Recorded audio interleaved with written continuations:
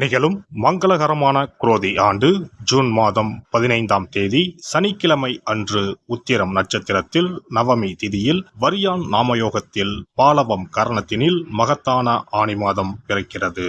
சூரியன் மிதுனம் ராசியில் சஞ்சரிக்கும் மாதம் ஆனி மாதமாகும். உத்தராயணத்தின் கடைசி மாதமாகும்.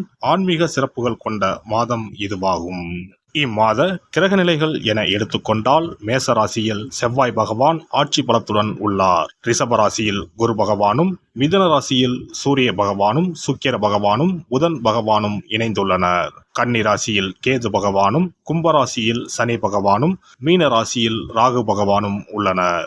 இம்மாத கிரக பெயர்ச்சி என பார்த்தால் ஆனி மாதம் 15ஆம் தேதி மிதுன ராசியில் ஆட்சி பலம் பெற்ற புதன் பகவான் கடகராசிக்கு பயிற்சியாகிறார். ஆனி மாதம் 16ஆம் தேதி சனி பகவான் வக்கர பயிற்சி அடைகின்றார். ஆனி மாதம் 23ஆம் தேதி சுக்கிர பகவான் கடகராசிக்கும், ஆனி மாதம் 28ஆம் தேதி செவ்வாய் பகவான் மேசராசியில் இருந்து ரிஷபராசிக்கும் பயிற்சி அடைகின்றனர்.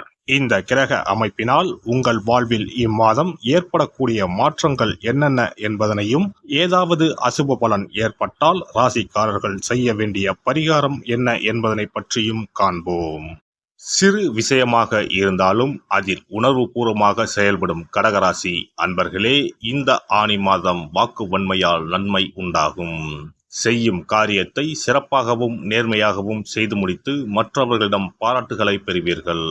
உங்கள் செல்வாக்கை கண்டு சிலர் பொறாமை கொள்ளலாம். கவனம் தேவை. எதிர்ப்புகள் விலகும், காரிய தடைகள் நீங்கும். வீடுமனை சம்பந்தப்பட்ட விஷயங்களில் இருந்து வந்த சுணக்க நிலை மாறும். தடைப்பட்டிருந்த வீடு கட்டும் பணிகள் நிறைவடையும். தொழில் வியாபாரம் தொடர்பான பணிகளில் வேகம் பிடிக்கும். வாடிக்கையாளர் எண்ணிக்கை கூடும். பழைய பாக்கிகளை வசூல் செய்வதில் மும்முரம் காட்டுவீர்கள். தொழிலை விரிவுபடுத்த எடுத்த முயற்சிகள் யாவும் வெற்றி பெறும். பணிபுரிவோருக்கு வேலையில் அதிக பளு இருந்தாலும் எல்லா பணிகளையும் திறம்பட செய்து முடிப்பீர்கள்.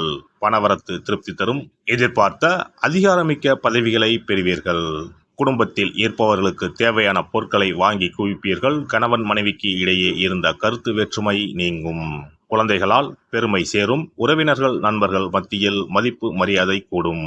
கடன் பிரச்சனையில் நீண்ட நாட்களாக இருந்து வந்த சுணக்க நிலை மாறும். பெண்களை பொறுத்தவரை இம்மாதம் காரிய தடைகள் நீங்கி எடுத்த காரியத்தை வெற்றிகரமாக செய்து முடிப்பீர்கள். வாக்கு வன்மையால் நன்மைகள் உண்டாகும். அரசியல்வாதிகளை பொறுத்தவரை தொண்டர்களின் ஆதரவுடன் செயற்கரிய செயல்களை செய்வீர்கள். கட்சி தலைமையிடம் நல்ல பெயரை காப்பாற்றிக் கொள்ளவும். சச்சரவுகளில் சம்பந்தப்பட்டு மாட்டிக்கொள்ள வேண்டாம். கலைத்துறையினரை பொறுத்தவரை கடினமாக உழைத்தால்தான் துறையில் வெற்றி வகை சூடலாம். மற்றபடி உங்கள் வேலைகளை குறிப்பிட்ட காலத்திற்குள் முடித்து விடுவீர்கள். உங்கள் திறமைகளை மக்கள் ஏற்றுக்கொள்வார்கள். சக கலைஞர்களை அனுசரித்து நடந்து கொள்ளவும். மாணவர்கள் படிக்காமல் விட்ட பாடங்களை படிப்பதில் கவனம் செலுத்துவீர்கள். சொன்ன சொல்லை காப்பாற்ற பாடுபடுவீர்கள். நட்சத்திர பலன்கள். புனர்பூசம் நட்சத்திரம். இந்த மாதம் மனமகிழ்ச்சி ஏற்படும். இழந்த சொத்து மீண்டும் கைக்கு வந்து சேரும். காரியத்தை கச்சிதமாக முடிக்கும் திறமை வந்து சேரும். தடைப்பட்ட காரியங்கள் தடைகள் நீங்கி நன்றாக நடந்து முடியும். வாக்கு வன்மையால் நன்மைகள் ஏற்படும். தெய்வ சிந்தனை அதிகரிக்கும். பணப்பிரச்சனைகள் நீங்கும். பூசம் நட்சத்திரம். இந்த மாதம் நண்பர்கள் மூலம் உதவிகள் கிடைக்கும். வாகன யோகம் உண்டாகும். குடும்பத்தில் சந்தோஷமான சூழ்நிலை காணப்படும். கணவன் மனைவிக்கு இடையே விட்டு கொடுக்கும் மனப்பான்மை அதிகரிக்கும். பிள்ளைகள் எதிர்காலத்திற்காக சில பணிகளை மேற்கொள்வீர்கள். தேவையான வசதி வாய்ப்புகள் வந்து சேரும். ஆயுள்யம் நட்சத்திரம். இந்த மாதம் திருமணம் போன்ற சுப நிகழ்ச்சிகள் சற்று இழுபறிக்கு பின்னே நடைபெறும். முக்கிய முடிவுகளை குடும்ப பெரியவர்களின் ஆலோசனைகளை கேட்டு எடுக்கவும். தொழில் வியாபாரம் எதிர்பார்த்த வளர்ச்சி பெறும். பழைய பாக்கிகள் வசூலாகும். திங்கள் கிழமைகளில் அருகில் இருக்கும் அம்மனை தரிசித்து நெய் தீபம் ஏற்றி அர்ச்சனை செய்து வழிபட மனக்குழப்பம் நீங்கும். எதிலும் வெற்றி உண்டாகும். சிறப்பு தொகுப்பு. கழுத்தை நெரிக்கும் கடன் பிரச்சனையால் கஷ்டப்படுபவர்களுக்கு எளிய பரிகாரங்கள் உள்ளன.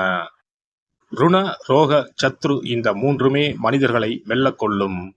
அதிலும் கடன் பிரச்சனை கவலையை ஏற்படுத்தி மனிதர்களை கலங்க வைத்துக் கொள்ளும். கடன் பிரச்சனையால் கஷ்டப்படுபவர்களுக்கு எளிய பரிகாரங்கள் உள்ளன. இந்த எளிய பரிகாரங்களை நம்பிக்கையோடு செய்தால் நிச்சயம் பலன் கிடைக்கும். ஒருவரின் ஜாதகத்தில் 6ஆம் இடம் கடன் ஸ்தானத்தை குறிக்கும். கடன் பிரச்சனையால் இன்றைக்கு பலரும் தற்கொலை செய்து கொள்கின்றனர். சக்கரத்தாழ்வார் அருள் இருந்தால் கண்டிப்பாக கடன் பிரச்சனைகள் நீங்கும். பெருமாள் கோவிலுக்கு சென்று சனி மற்றும் புதன்கிழமைகளில் சக்கரத்தாழ்வார் சன்னதியில் துளசி மாலை சாற்றி 12 முறை வலம் வர வேண்டும்.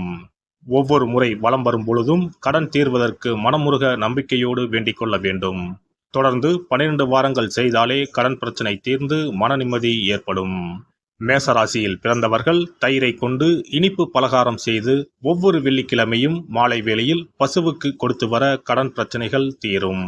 விருச்சிக ராசியில் பிறந்தவர்கள் ஞாயிற்றுக்கிழமை அன்று லட்சுமி நரசிம்மருக்கு காய்ச்சிய பசும்பால் அல்லது பானகத்தை பிரசாதமாக வைக்க வேண்டும்.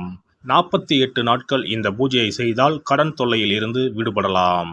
ரிஷபராசியில் பிறந்தவர்கள் ஜவ்வரிசி கொண்டு இனிப்பு தயாரித்து அதை வெள்ளிக்கிழமையன்று பசுவிற்கு மாலை வேளையில் கொடுத்து வர கடன்கள் அடைந்து சுகம் பெறலாம். துலாம் ராசிக்காரர்கள் பசும்பாலை சுக்கிர ஓலையில் வில்வ மரத்திற்கு ஊற்றவும்.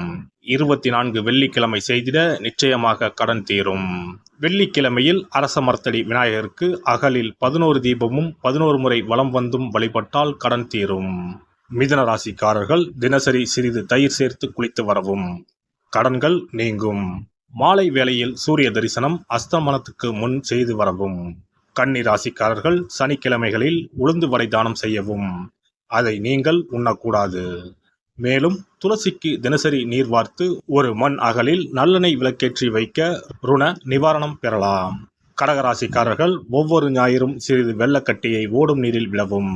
கடன்கள் வெள்ளம் போல கரைந்துவிடும்.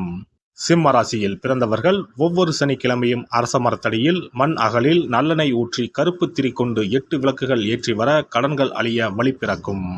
மகர ராசிக்காரர்கள் சனிக்கிழமைகளில் எள்ளுருண்டை செய்து பலருக்கு தானமாய் கொடுத்து வர கடன் தொல்லைகள் நீங்கும்.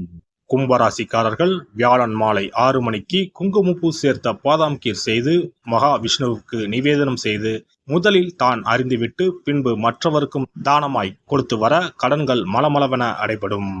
தனுசு ராசிக்காரர்கள் செவ்வாய்க்கிழமைகளில் ஆலய பணிகளுக்கு செங்கல்கள் முடிந்த அளவு வாங்கி கொடுக்க கடன்கள் அடைந்து நிம்மதி பெறலாம்.